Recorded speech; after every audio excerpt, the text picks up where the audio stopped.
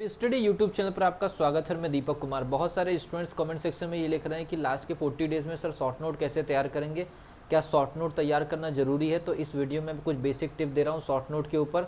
अगर आपको ऐसा लगता है कि ऐसे करके शॉर्ट नोट से आपको बहुत ज़्यादा बेनिफिट हो सकता है तो आप ज़रूर बनाइए। अगर आपको ये ऐसा लगता है कि नहीं हमारी प्रिपरेशन हो चुकी है, शॉर्ट नोट की ज़रूरत नहीं है, तो आप अपना डिसीजन खुद लेंगे। लेकिन इस वीडियो को लास्ट तक जरूर देखेंगे। अगर आप इस चैनल पर नए हैं तो चैनल को सब्सक्राइब कर लीजिए, बेल आइकन को प्रेस कर लीजिए। वीडियो में आगे बढ़ने से पहले आपको बता दूं, पीएनएसटी के प्रिपरेशन के लिए एक छोटा सा 499 रुपये का हमारा लाइव कोर्स, लाइव क्लास का सॉल्यूशन सीरीज चल रहा है। स्पेशल क्वेश्चन का सॉल्यूशन उसमें दिया जा रहा है। अगर आप ज्वाइन करना चाहते हैं तो एक नंबर मैं आपको दे रहा हूँ, व्हाट्सअप नंबर 8120766145। इस नंबर के माध्यम से आप गाइडलाइंस भी ले सकते हैं व्हाट्सअप मैसेज करके, और वो 499 रुपये की सॉल्यूशन सीरीज भी ज्वाइन कर सकते हैं। और हमारे जितने भी टेस्ट सीरीज़ के बारे में जितनी भी इन्फॉर्मेशन है उसके लिए टेलीग्राम जरूर विजिट करिए। टेलीग्राम पर टेस्ट सीरीज से रिलेटेड सारी अपडेट आ रही है, यूट्यूब पर भी आ रही है। तो टेस्ट सीरीज को लेकर के जो भी अपडेट्स आपको मिलेंगी टेलीग्राम पर मिलेंगी, टीचमेंट के एप्लीकेशन पर मिलेंगी। लेकिन टीचमेंट पर जाने के लिए आपको टेलीग्राम का सहारा लेना पड़ेगा। टेलीग्राम की लिंक डिस्क्रिप्शन बॉक्स में है। वीडियो स्टार्ट करते हैं कि 40 दिन आपके पास में है और शॉर्ट नोट बनाना ज़रूरी है क्या। तो मैं अपने तरफ से ये बोलूँगा कि हाँ, शॉर्ट नोट अगर आप बनाते हैं तो अगर मान लीजिए शॉर्ट नोट बनाने से 10 नंबर का भी पूरा बेसिक बेनिफिट अगर होता है तो ये आप लोगों के लिए बहुत बड़ा एक पॉइंट हो सकता है आपके सिलेक्शन का। तो सबसे पहली चीज़, शॉर्ट नोट 40 दिनों में कैसे तैयार करना है। तो कितने पूरे क्या 40 दिन तक तैयार करना है? नहीं।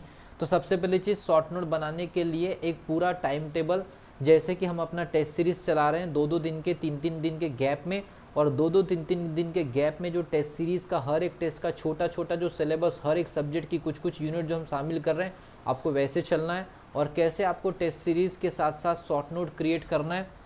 तो 40 दिन की जगह आपको 30 दिन के अंदर शॉर्ट नोट तैयार करना है, क्योंकि हमारी टेस्ट सीरीज़ लगभग 30 से 32 दिन चलेगी। उन 32 दिनों में आपका टेस्ट सीरीज़ भी आपका कंप्लीट होगा। इसके अलावा आपकी स्टडी भी हो जाएगी और शॉर्ट नोट भी तैयार हो जाएगा। और शॉर्ट नोट आपको फिर 6 से 7 दिन के लिए एक्स्ट्रा रिवीजन के लिए भी आपके पास होगा। कैसे तैयार करना है शॉर्ट नोट? तो टेस्ट सीरीज़ के अनुसार आपको चलना है, क्योंकि टेस्ट सीरीज़ का सिलेबस हमारा टेलीग्राम पर आ गया, टीचमेंट पर आ गया। यूट्यूब पर मैं हर एक टेस्ट का, टेस्ट सीरीज़ का सिलेबस डाल दूंगा 5 सब्जेक्ट का, और अगला टेस्ट कितने दिन बाद है वो भी आपको बता दूंगा। तो आपके पास एक टारगेट मिल जाएगा कि पहले टेस्ट में ये यूनिट पढ़नी है। तो उन यूनिट के आपको बेसिक फंडामेंटल आपको क्या काम करना है, पतली पतली कॉपीज़ में तैयार करना है। 25-25 पन्ने का आपका फिजिक्स केमिस्ट्री, 20-20 पन्ने का बॉटनी जूलॉजी, और 15 पन्ने का आपका इंग्लिश। तो जो बेसिक चीज़ें हैं वहाँ पर आपको नोट डाउन करते जाना, रिवीजन करते जाना है। कौन कौन से सोर्स की सहायता लेनी है शॉर्ट नोट बनाते समय? तो अगर मान लीजिए कहीं आप यूट्यूब के माध्यम से लाइव क्लास अटेंड कर रहे हैं, या यूट्यूब की कोई वीडियो देख रहे हैं, या आपने कहीं कोर्स परचेस करके रखा है, या फिर आप सेल्फ स्टडी कर रहे हैं, आपने पहले ऑफलाइन कोचिंग कर ली है, या फिर आप कर रहे होंगे, तो एक बेसिक तरीका ये हो सकता है कि जो टॉपिक आपको जिस दिन पढ़ाया गया, जहाँ से भी वीडियो आपने देखा, आपने कोई कोर्स परचेस किया है, ऑफलाइन कोचिंग कर रहे हैं, ऑनलाइन कोचिंग कर रहे हैं, नहीं कर रहे हैं, सेल्फ स्टडी कर रहे हैं, उसका कोई मैटर नहीं है। इतने सारे रिसोर्सेज से मिले हुए पॉइंट को आपको नोट डाउन करना है किसी यूनिट के अंदर, किसी टॉपिक के अंदर, किसी चैप्टर के अंदर। उसके बाद उसी यूनिट का, जो आप यूनिट उस दिन पढ़ रहे हैं, उसी यूनिट का अपनी रेफरेंस बुक, जैसे आपके पास में एनसीईआरटी हो सकती है। अगर मान लीजिए आप 11th-12th में एमपी बोर्ड के स्टूडेंट रहे हैं तो आपके पास में नवबोध प्रकाशन या शिवलाल प्रकाशन की भी जो बुक्स होती है वो एनसीईआरटी पैटर्न पर कन्वर्ट होकर आ चुकी है। तो उनसे भी उस यूनिट के बेसिक पॉइंट आप ले सकते हैं और अपने शॉर्ट नोट की कॉपीज़ में एकदम बुलेट पॉइंट के जैसे तैयार कर सकते हैं। आप जब उनको लिखेंगे तो ऑटोमेटिकली आपको पॉइंट याद होते रहेंगे, तो रिवीजन भी हो रहा है और आप चीज़ों को कलेक्ट भी कर रहे हैं। तो दो चीज़ें अच्छी हो रही हैं। रेफरेंस बुक में आपने हाईलाइट कर लिया, उन पॉइंट को जाकर के अपने शॉर्ट नोट में मेंशन कर सकते हैं। थर्ड ये हो सकता है, ये दूसरा रिसोर्स हो गया। थर्ड रिसोर्स ये होगा कि पुराने साल का जब आप पेपर का एनालिसिस कर रहे होंगे, आपने मान लीजिए किसी सब्जेक्ट के किसी यूनिट को आपने स्टडी किया किसी दिन में, तो उस दिन आपको क्या काम करना है, कम से कम 2015 से लेकर के 2020 तक के पेपर में उस यूनिट से क्वेश्चंस को आपको देखना है। तो आपको पता है आजकल एक यूनिट से मुश्किल से 2 से 3 क्वेश्चन बड़े मुश्किल से आते हैं। तो जैसे ही आप पन्ना पलटाएंगे, एक पन्ने या 1.5 पन्ने में 30 क्वेश्चन का सेट होता है किसी सब्जेक्ट का, और जैसे ही अगर आपने ईमानदार से पढ़ाई किया है तो आपको 2-3 क्वेश्चन को उस यूनिट के अंदर से ऑब्जर्व करने में ज़्यादा समय नहीं लगेगा। तो आप ये मत सोचिए कि टाइम बहुत चला जाएगा, बिल्कुल नहीं। पुराने साल के पेपर के जो क्वेश्चंस आते हैं उससे आपको एग्जामिनेशन की रियलिटी पता चलती है, और ये काम आपको कंपलसरी करना है। तो पुराने साल के जो पेपर होंगे उनमें जो क्वेश्चंस आएंगे, वो क्वेश्चन जिस यूनिट का आपने जिस दिन स्टडी किया है वो कैसे पूछा जा रहा है, उसको कैसे सॉल्व करते हैं सॉल्यूशन बुक में, वो भी उसके रिलेटेड कोई अगर कोई ट्रिक है, कोई बेसिक कॉन्सेप्ट आपको पता चला, उसको भी उठा करके शॉर्ट नोट की कॉपी में डालना है।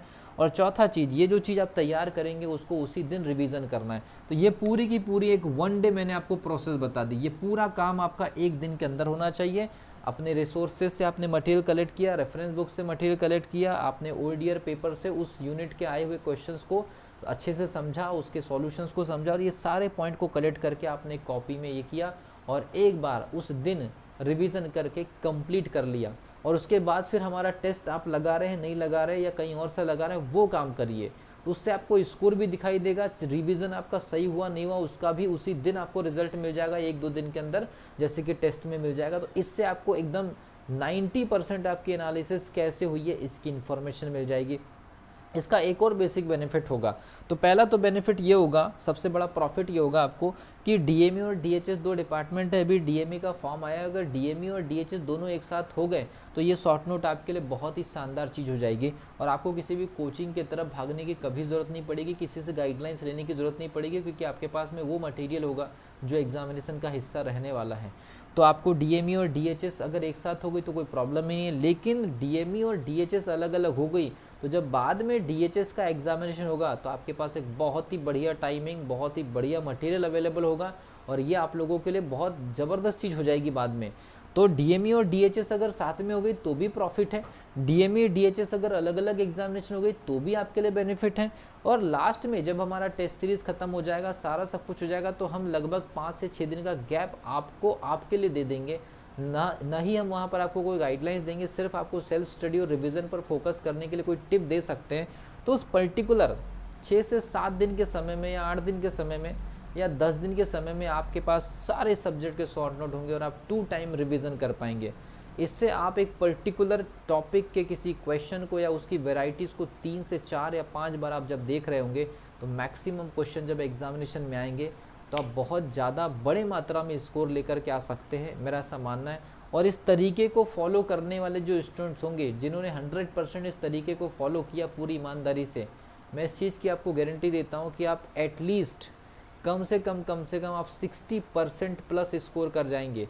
और 60% प्लस स्कोर का मतलब ये होता है कि 150 नंबर के पेपर में 90 प्लस स्कोर करना, और 90 प्लस स्कोर करने का मतलब ये होता है कि 40-50 हज़ार स्टूडेंट के अंदर आप 150 के अंदर में आ जाएंगे। 40-50 हज़ार स्टूडेंट जो एग्जामिनेशन देंगे उनमें आप 150 या टॉप 50 नहीं, टॉप 150 के अंदर आप रैंक मार सकते हैं। इसका बेनिफिट इतना बड़ा होने वाला है, जिसने ईमानदारी से, अगर इसको कोई फॉलो करना चाह रहा है पूरी ईमानदारी के साथ, तो ये तरीका आपको फॉलो करना है, इसके अलावा कुछ और नहीं करना है। ये सबसे बड़ी चीज़ है, क्योंकि आपके पास में टाइमिंग नहीं है, आपके पास अच्छे खासे सिलेबस है, बहुत बड़े सिलेबस है, बहुत बड़ा अमाउंट में आपको चीज़ों को कवर अप करना है। तो आपने किसी दूसरे तरीके को फॉलो किया तो आप इसको 100% फॉलो नहीं कर पाएंगे। अगर आपने इसको 100% फॉलो किया तो आपके पास एक्स्ट्रा टाइम नहीं बचेगा। कुल मिलाकर के एक ही चीज़ है, इसको आप 100% फॉलो करने की कोशिश करिए, आपको बहुत शानदार बेनिफिट मिलने वाला है। तो मिलता हूँ अगली वीडियो में, तब तक के लिए wish you all the best.